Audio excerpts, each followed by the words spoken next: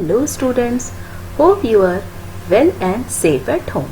Welcome to online class. I, Ambalika Sharma, your social science teacher, is going to teach you the 5th chapter of civics of class 7th, that is media and democracy. In this chapter, you are going to study about media, types of media, that is print media and electronic media, media and public opinion, role of media in social movements, media ethics, and the Right to Information Act. So, let us begin the chapter. So, what is media? The mass means of information such as newspaper, magazines, television, radio, internet, etc. are called media. Media is a plural form of medium. Media plays an important role in the process of development. In a democracy, media plays a very important role. It is a medium of exchange of information and views between the government and the people.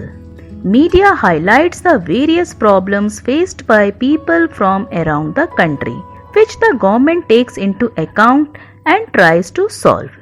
Media can be categorized into two sections: print media and electronic media. So let us see print media. Print media is a medium consisting of paper and ink, including newspapers, magazines, classifieds, circulars, journals, yellow pages, billboards, posters, etc. It is a medium that disseminates printed matter. All printed periodicals, especially newspaper, journal, public magazines, special interest media and trade journals, etc. Reading newspapers every day and reading magazines and journal in our free time is part of our daily routine. Newspapers not only report important incidents from all around the country and the world, but they also serve as a platform of expressing public opinion. Newspapers and magazines carry articles written by eminent personalities from different walks of life, expressing their views on various issues. They also carry stories of hope and courage as well as struggle and despair from around the world. People from remote areas also get a chance to get their plight highlighted to the people living in more developed areas. Newspapers and magazines also undertake surveys among the people to know about public opinion on a wide range of subjects, including politics, fashion, sports, etc. So now let us see electronic media. Electronic media uses electronics or electromechanical energy for the audience to access. The electronic media comprises radio, television, the internet and cinema. As the electronic media creates an audio-visual impact, it is very popular. Moreover, the electronic media has the concept of live coverage where people get to see snippets of important events directly from the scene that very moment. Thus, live coverage allows people to be a part of a particular incident even though physically he or she may be far away. News channels on the television and radio play an important role in making people aware of events happening across the country. Programs on television as well as film highlights social issues and urge the people to reject superstitions and social evils such as caste system, untouchability, etc. The radio is a good medium of being in touch with national issues for people who live in remote areas or travel to remote areas where television transmission may not be available. Nowadays, the internet has become the fastest mode of media as it is able to reach a very wide audience through different mediums such as computers, laptops, tablets and mobile phones. With the internet connection, anything that is uploaded on the internet is accessible to anybody from any part of the world. So, a person can watch a football match being played in Kolkata while sitting at an airport of some European country if he carries a laptop with an internet connection.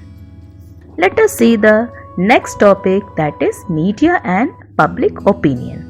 Media plays an extremely important role in a democracy because people enjoy the freedom of speech. That is, they have the right to voice their grievances against the government if they feel deprived. The success of an democracy depends on a strong public opinion. It acts as a guide to the government while making policies and laws. It controls and checks the government from becoming irresponsible and helps it to remain sympathetic towards the people. The media plays a vital role in influencing public opinion. It brings to the people details of debates in the parliament, the views of political leaders on various issues of national and international importance, and organizes debates among leaders belonging to different political parties.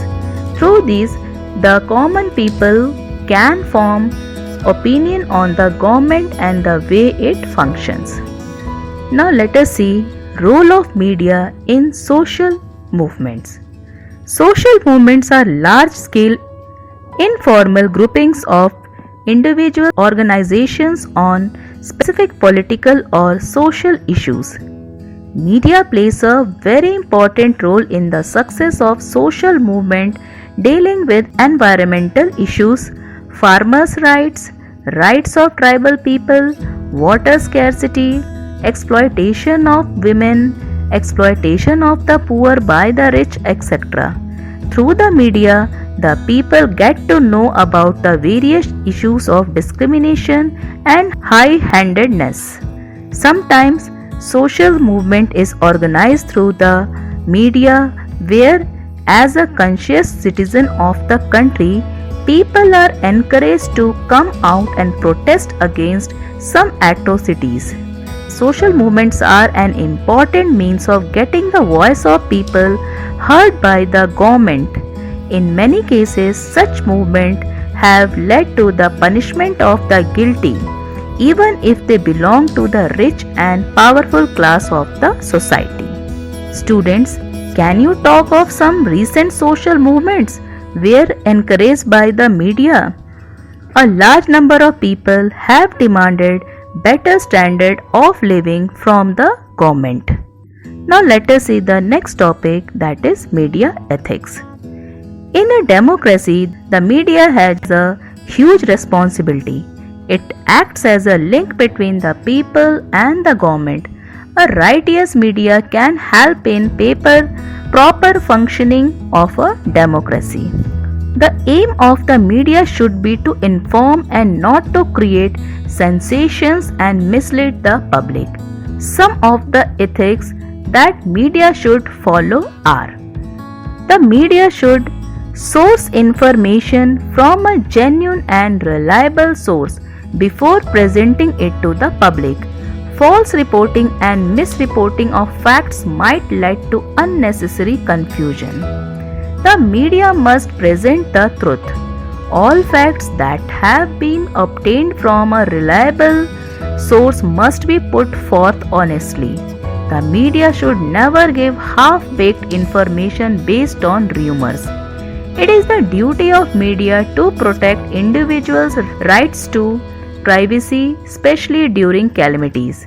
The media should be balanced in its reporting. It should not report things that might hurt the sentiments of a particular group of people and cause tension in the society. The media should be impartial and should not take anybody's side while reporting facts. It should not discriminate or spread hatred on the grounds of race, nationality, religion, or gender. Children, I hope you are understanding the chapter. Now let us see the last topic of this chapter, that is Right to Information Act. The Right to Information Act passed in the year 2005, which gives the citizen the right to get a response to queries they have from the government and government organizations. Under the RTI, people are entitled to seek information on any particular issue to understand how our government and public institutions function. The citizens can ask for the details of expenditure incurred by the government on a particular project, the salaries of various government employees, the reasons for delay in the implementation of a particular proposal of public welfare, etc. In short, the Right to Information Act entitles the citizen to put pressure on the government to be proactive and promptly respond to their. Thus, the RTI, that is Right to Information, has made the government more accountable to its citizens. Students, do you know an average of 4,800 RTI applications are filed in various government departments every day? From October 2005 till October 2016, a total of nearly 1.75 crore RTI applications have been filed.